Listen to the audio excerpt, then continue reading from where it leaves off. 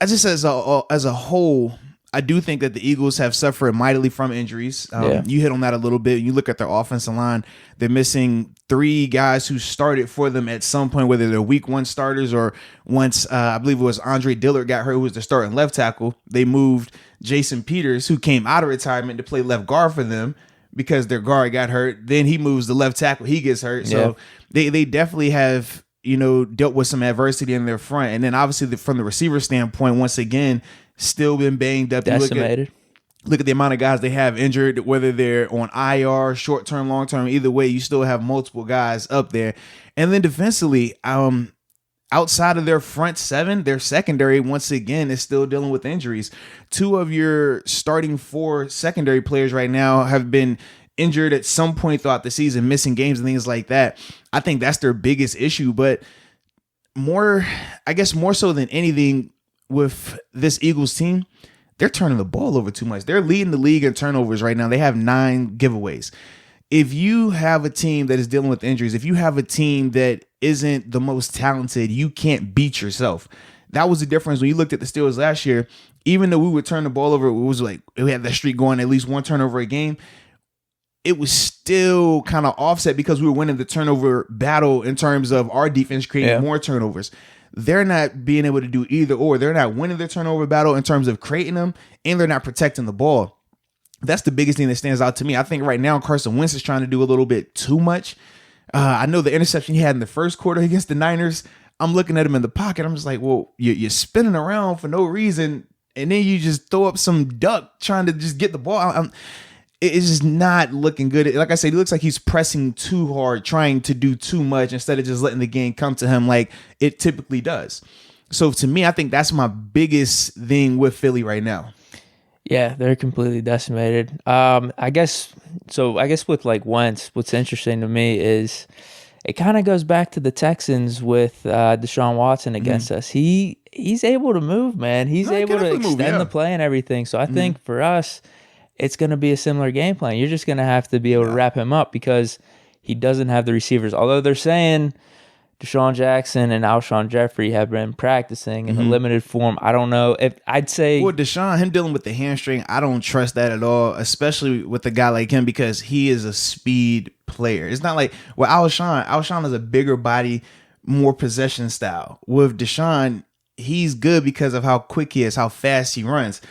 That with hamstring doesn't go well. You know what I mean? Like you think even if he tried to play, I don't see him finishing. I don't see him finishing at all. I feel like it's a similar situation to Julio Jones. Julio was dealing with the hamstring going into this game, the week 4 game. I think he played a quarter, maybe. I don't even think he made it to the second quarter before he pulled up, and after that, it's over.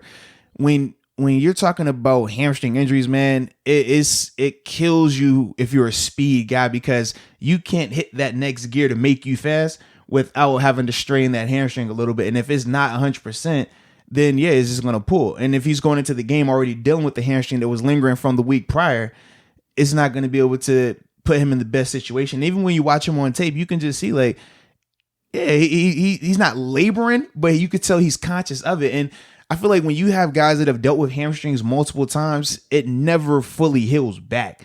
It just becomes, all right, I can do 90% of this. All right, I can do 80% of that.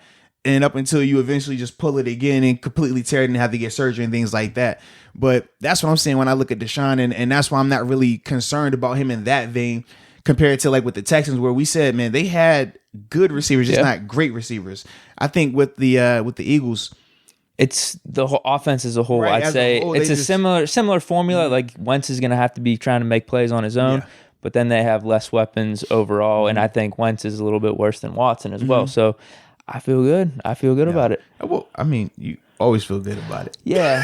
But I guess I feel good about it. The positives you could say about the Eagles are Zach Ertz over any of the Texans tight ends. Okay. And then I'd take Miles Sanders over David Johnson at this point in their careers as well. I mean, it's debatable, but I'm not against it. I just feel like right now, Miles is still more of a projection. We're saying he could get to that, but right now we've seen one good year from him, and that's pretty much what we've seen from David Johnson. He's had almost 200 yards in 2 games this year. Not 200 yards total, back-to-back 100-yard games. Total, they were in the 90s, and then last week, It was weird. Did you? You watched the game and everything. Like, Did I watch the game? Really? I know. What? I know. What? It was an empty question, just a filler. It was a filler question. Oh man! It seemed like their running game actually wasn't bad, but I don't know. It was weird when I looked back at the stat line.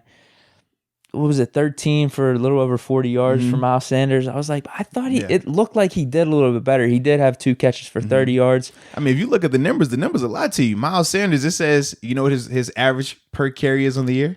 I don't know. It's got to be over 4. Yeah, James Conner's 5 something. But you know how many rushing yards he has for the season? I don't know. Well, he missed the first game. I'm just saying, do you know how many rushing yards he has for the season though? So it's got to be like 230, 220, something like that. To me, I'm just like, the 4.6, I feel like that's misleading personally, man. I watch it on tape. Like you said, you see some gash runs every once in a while. You'll see a little bit of the misdirection type of stuff to kind of, I mean, and it's smart what they're doing in terms of the misdirection, in terms of the counter runs, because you know their offensive line being banged up how it is, they're not winning the line of scrimmage. So if you're not going to be able to win in terms of getting that yard or 2 yards of push by the O-line, what you do is you use the D-line's aggressiveness and skills against them. So if you have an aggressive D-line you're playing against, like the Niners were last week, who dominate the line of scrimmage, well, you use that against them. So while they're flying the field, you're doing counter stuff. You're doing just mistiming or off-tempo type things just to catch them off guard. The thing is this, it's cool as a change-up, but it's not going to be enough to sustain success and have a sustainable,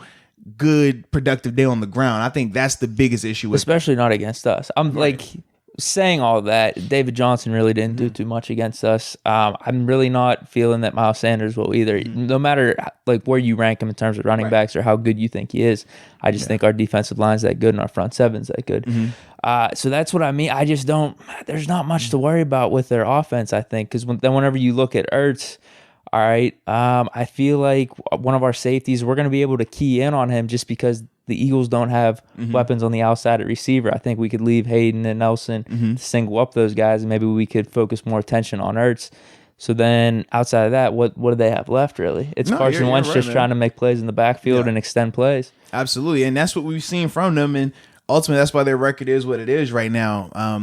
Like I said, with Wentz, though, I think the difference between him and Deshaun right now, Deshaun, even though similar scenarios in terms of running for their lives, obviously the Texans O-line is better than the Eagles as it stands today. The difference, though, I feel like is Deshaun Watson takes better care of the ball in terms of his decision making. You can't argue that right now. Whereas with Carson Wentz, like I said, I just feel like he's doing too much. And then even on the throws that he should be making, it's still a couple of throws you're seeing where you're just like you could throw that a little bit better. That almost was picked, or man, that was a duck. What happened here? He's just playing really inconsistent right now. Hopefully it continues, the inconsistency, at least for this week. You can get back on track the following week, but versus us, stay inconsistent. We don't need any of that heating up type of stuff. But I think that's the biggest thing. And with Ertz, honestly, I'm not gonna lie, he does not scare me, man. When you're watching him right now, he didn't do anything last week. He's a productive player, but he's still right now is more of the possession element of it. He's not giving you a ton of run after. He's not giving you the George Kittle where he's stiff arming and jumping and all this, or the Travis Kelce. Those are the type of tight ends that really scare me because of the run after ability. But with Ertz right now, I'm just not seeing that. I understand he has the name, and I know people like to put him up there with the other elite tight ends, but I just feel like he doesn't provide that run after right now to make a good play into an explosive back-breaking play. And hopefully, like I said, he can do that next week. Just don't do it this week. But that's my biggest thing with him right now, and that's why I don't see a scenario outside of the Steelers having miscommunication similar to the Giants, because I look at this game the same way I looked at the Giants in terms of, now obviously Saquon is a way bigger threat than Miles Sanders, but in terms of them not having the personnel really to match up against us. But what did we see in that game? It wasn't anything the Giants were doing to really give us trouble. It was more so us having miscommunication. It was more so us not being on the same page and having the details locked in like they need to. That's the only scenario where I can see this offense really giving us problems. But the reason I'm still nervous about that is because for 3 weeks now, we've seen that continue to happen. And even though they had a bye week, it wasn't like your traditional bye week where going in it's a bye week, so we can sit here and focus in on those issues. the whole week last week, they were preparing for the Titans until they got the call, the day before Friday? Thursday I don't know. afternoon Yeah. that, hey, it's a bye week now. So you weren't even going through and saying, hey, these are the things that we got to highlight. These are the things we got to improve on. They were game planning last week. So for me, that's why I still have that little bit of unease in terms of how they're going to look coming out of this break in terms of the communication element, because they really didn't get that opportunity to just focus in on that. Yeah, I think the only positive then is just they have Ward as their number one and this Fulgham guy is their number two. Like, it just, even with miscommunications, maybe we could. Fulgham, man? No, dude. He said, no, I'm not. Well, here's the thing. What's interesting is if they had Dallas Goedert, I think that would be the concern. They don't have him anymore. But man, him and Ertz combo and just I think he's an awesome tight end. We talked about this in our tight end rankings, but he's hurt, so they got nothing, dude. They really don't. Literally going into this game right now, they have, and this was earlier today. They have Alshon Jeffrey and Deshaun Jackson still listed as questionable. A lot of the O-linemen of the new wave O-linemen are still listed as questionable as well, even though these guys have been practicing with like Lane Johnson, Jason Kelsey. So this is not, like I said, not a super healthy group, man. Jalen Reagor still IR, obviously. Goodwin opted out. It's bad, man. Yeah,